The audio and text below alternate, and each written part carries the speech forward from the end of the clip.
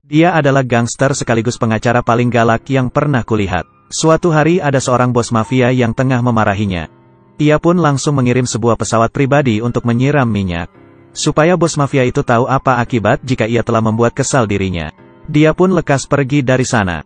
Sembari menyalakan pemantik api dan melemparnya ke belakang. Gayanya ini, sungguh membuat para gadis muda terpukau. Jika kamu jahat, maka aku akan dengan senang hati meladeninya.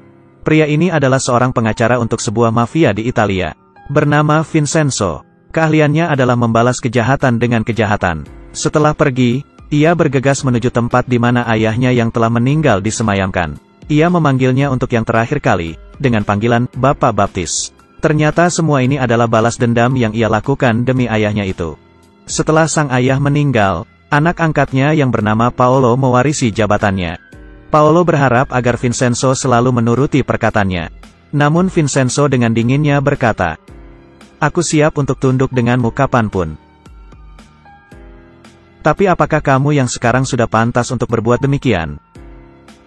Perkataannya itu, seakan-akan tidak menganggap jabatan Paolo sama sekali.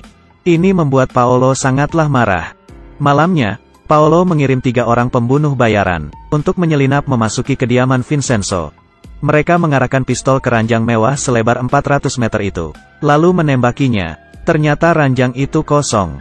Saat itu, Vincenzo muncul dari belakang mereka. Dengan tembakannya yang akurat, ia menembak mati ketiga pembunuh itu dengan santainya. Kemudian ia pergi menelepon Paolo.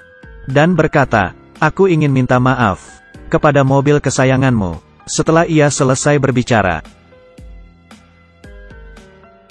api-api ledakan itu seakan-akan menatap wajah Paolo yang sangat terkejut. Vincenzo mengancamnya, "Kali ini aku masih mengampunimu. Tapi berikutnya, aku bisa saja meledakkan mobilmu saat kau berada di dalamnya." Setelah itu ia langsung menghancurkan kartu teleponnya, dan dicelupkan pada gelas anggurnya. Vincenzo memutuskan untuk pergi meninggalkan Italia, lalu membangun kehidupan yang baru di Korea. Dirinya yang sudah berpengalaman menjadi bos selama beberapa tahun itu, tentu tidak sulit jika ingin membuka usaha di negaranya sendiri. Namun setelah itu ia baru paham apa arti kesengsaraan. Setelah keluar dari bandara, ada seorang supir yang sedang membatalkan pesanan tamunya lalu pergi menawarkan jasanya pada Vincenzo. Vincenzo berkata bahwa ia ingin pergi ke tengah kota Seoul. Supir itu pun setuju, lalu dengan ramah mempersilakan tamunya untuk naik ke mobilnya. Di perjalanan ia begitu lengah, sembari mengambil botol air untuk diminum. Dan ia pun tertidur. Setelah terbangun, semua barang yang ia miliki ternyata sudah dirampas oleh kedua preman ini. Karena ia khawatir jika ini adalah aksi balas dendam, ia pun bertanya siapa sebenarnya mereka. Tak disangka, ternyata 2 orang ini adalah 2 orang penipu yang licik. Kemudian salah satu di antaranya menendang Vincenzo hingga ia tak sadarkan diri. Setelah ia siuman lagi, Vincenzo tersadar bahwa 2 penipu tadi ternyata hanya menyisakan 50.000 won untuk ongkosnya. Awalnya ia mengira tahun-tahun ini akan mengesankan. Namun semakin dipikirkan, ia malah semakin depresi. Ia kemudian berteriak ke langit, "Brengsek! Aku pasti akan menangkap kalian dan menghabisi kalian semua. Aku bersumpah demi Tuhan. Dasar Korea brengsek. Gak tahu diri. Diam. Aku bilang diam. Bajingan." Vincenzo pun mengambil uang 50.000 won tadi untuk naik bis. Beberapa wanita di dalam bis itu diam-diam membicarakan pria yang lebih tampan dari Sung Jong-ki ini. Seorang di antaranya memberanikan diri untuk memberinya tisu basah untuk mengelap wajahnya yang kotor itu. Urusan wajah tampan sudah biasa baginya. Kemudian seorang bos bernama Bapak Chao telah mempersiapkan tempat tinggal untuk dirinya. Bapak Chao berbuat demikian bukanlah tanpa alasan. Ini semua karena ia pernah berteman dengan Vincenzo, lalu membeli sebuah gedung tua untuk menyimpan 15 ton emas miliknya. Di gedung itu ada sebuah lantai yang berisi berbagai macam toko. Di antara toko itu ada yang memiliki ruang bawah tanah yang telah mereka desain agar ruangan itu hanya bisa diakses oleh retina Vincenzo. Ruangan inilah yang menjadi tempat penyimpanan emas miliknya. Vincenzo melihat, ternyata bagian atas ruangan itu adalah sebuah wihara. Dan di sana hanya tinggal seorang biksu. Dia sangat puas. Saat itu para penyewa gedung mendengar bahwa pemilik gedung telah membawa seorang pemuda untuk berbicara dengannya. Mereka mendapat kabar bahwa ada perusahaan arsitek besar yang ingin membeli gedung tua itu.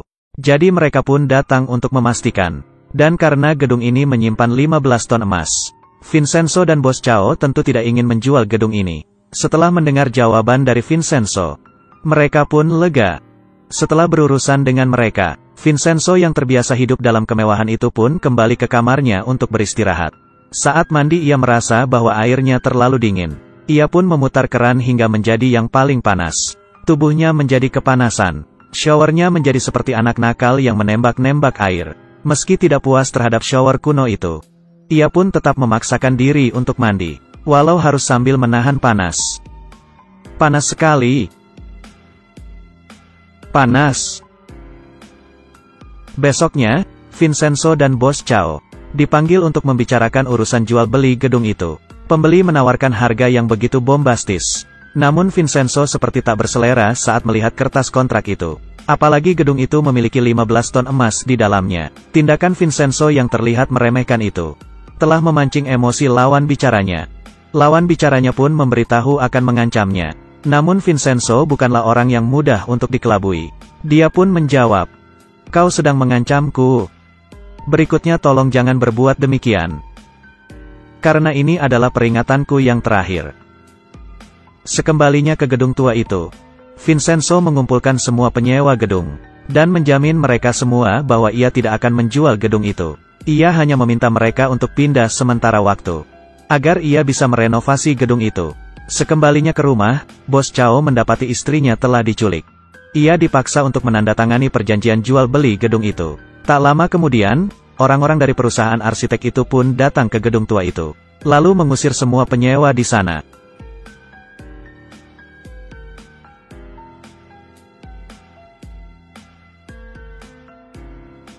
Begitulah cuplikan film Sung Joong Ki yang terbaru, Vincenzo, episode pertama.